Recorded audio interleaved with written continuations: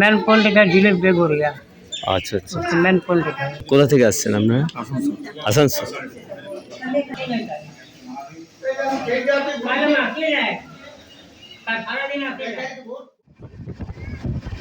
বন্ধুরা, আপনারা সবাই কেমন আছেন? আশা করি খুব ভালো আছেন।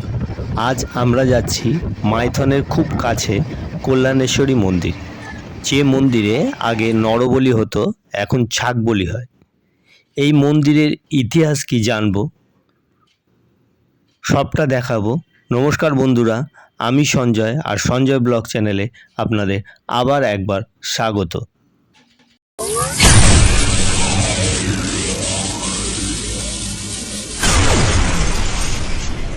এখন আমি আছি আসানসোল স্টেশন।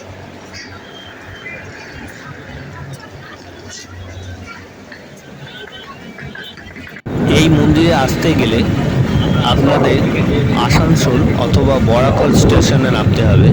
সেখান থেকে অটো ভাড়া করে এই কল্যাণেশ্বরী মন্দিরে আসতে হবে।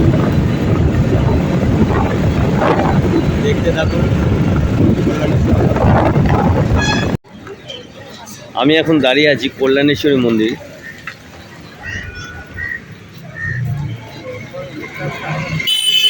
ঢুকবো, আপনাদের দেখাবো কল্যাণেশ্বরী মন্দিরটা। এই রাস্তা থেকে যেতে হবে।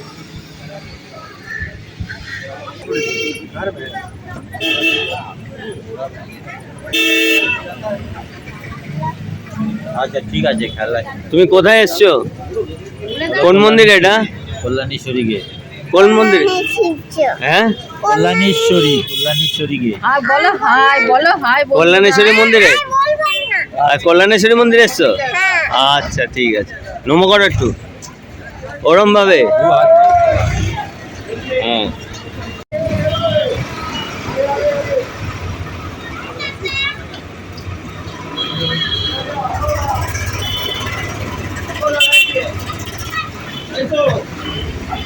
এর ভিতরে অনেক দোকান আছে।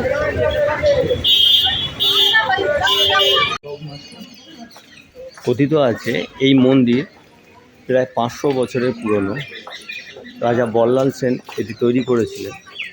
জানা যায় এখানে আগে মানুষ বলি হতো, কিন্তু এখন ছাগ বলি হয়, ছাগল বলি হয়।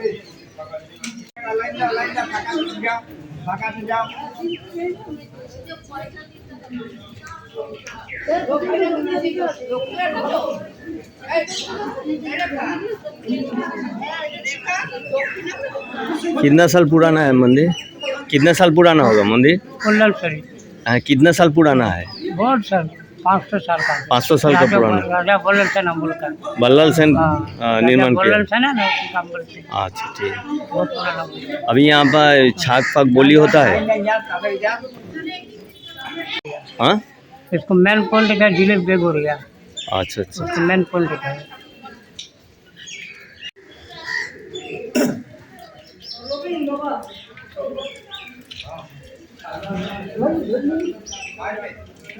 और ये किसका मूर्ति है? बजरंगबली। बजरंगबली।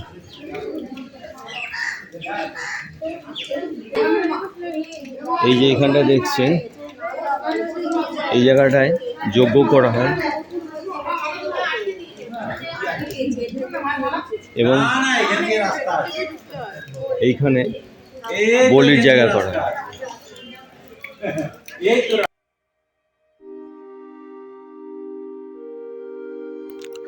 কথিত আছে এই মন্দিরের প্রতিষ্ঠা করেছিলেন মহারাজা বল্লাল সেন। মন্দিরে প্রাচীন তথ্য থেকে জানা যায় কাপালিক দেবদাস চট্টোপাধ্যায় মা কালীর সাধনা করার জন্য এখানে আসেন। সেই সময় এই এলাকা ছিল ঘন জঙ্গল। রাজা বল্লাল সেন এই কাপালিকের ভক্ত ছিলেন। কাপালিকের নির্দেশ মেনে তিনি শ্রবণপুরে একটি মন্দির নির্মাণ করেন। সেখানেই বহু বছর আরাধনা হয় দেবী শ্যামারূপার। শ্রবণপুরে জনবসতি গড়ে উঠলে দেবী নাকি কোলাহলে রুষ্ট হয়ে কল্যাণেশ্বরীতে একটি 1 ফুট গভীর গর্তে আশ্রয় নেন। সেই থেকেই এখানে পূজিতা হচ্ছেন তিনি। কল্যাণেশ্বরী দেবীর নামেই পরবর্তীতে মাইথন নামটি প্রচলিত হয়। মাইথন অর্থাৎ মাইকা থান, সেখান থেকেই ছোট হয়ে মাইথন নামে প্রচলিত। কল্যাণেশ্বরী মন্দিরে কোনো মূর্তি পূজা হয় না। এখানে রয়েছে একটি বড় পাথর, তার তলায় আছে একটি অদৃশ্য গুহা। পাথরের এক কোণায় একটি গর্ত রয়েছে। ভক্তদের বিশ্বাস ওই গর্ত ছুঁয়ে দেখলেই দেবীর আশীর্বাদ লাভ করা যাবে। কল্যাণেশ্বরী খুবই জাগ্রত দেবী বলে ভক্তদের কাছে পূজিত হন। সন্তানহীন মহিলারা তার কাছে প্রার্থনা করলে তাদের সন্তানেচ্ছা পূরিত হয় বলেই মানুষের বিশ্বাস।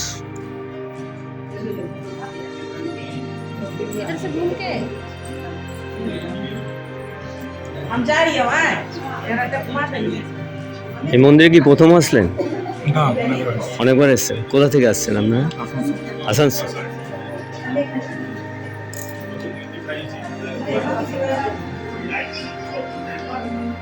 এটার পাশে ঠিক এইদিকে একটা রাস্তা আছে, যেখানে খুব সুন্দর একটা ঝর্ণা আছে, আপনাদের দেখাচ্ছি ওই রাস্তা।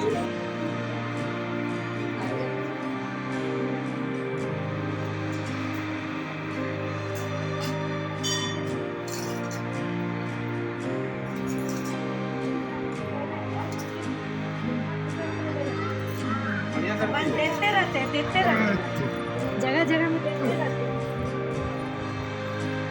ना ना ठीक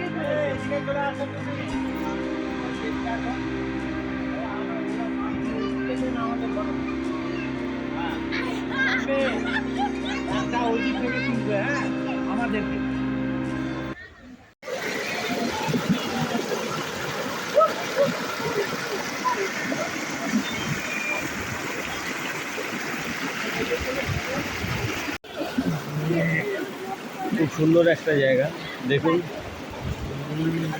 এখান থেকে ঝর্ণা যাচ্ছে, আর ঠিক আমার ওইদিকে মন্দিরটা, তার ঠিক পাশে হচ্ছে ঝর্ণাটা।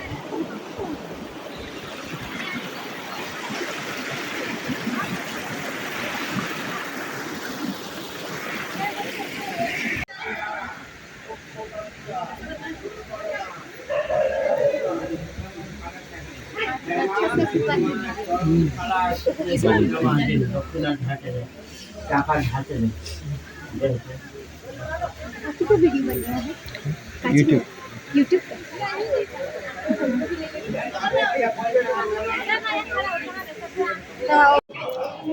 তো কল্যাণেশ্বর মন্দিরের ভিডিওটা কেমন লাগলো অবশ্যই কমেন্ট করে জানাবেন, আর আপনারা এখানে আসার চেষ্টা করবেন, খুব সুন্দর একটা মন্দির। তো বন্ধুরা, আজ এই পর্যন্ত।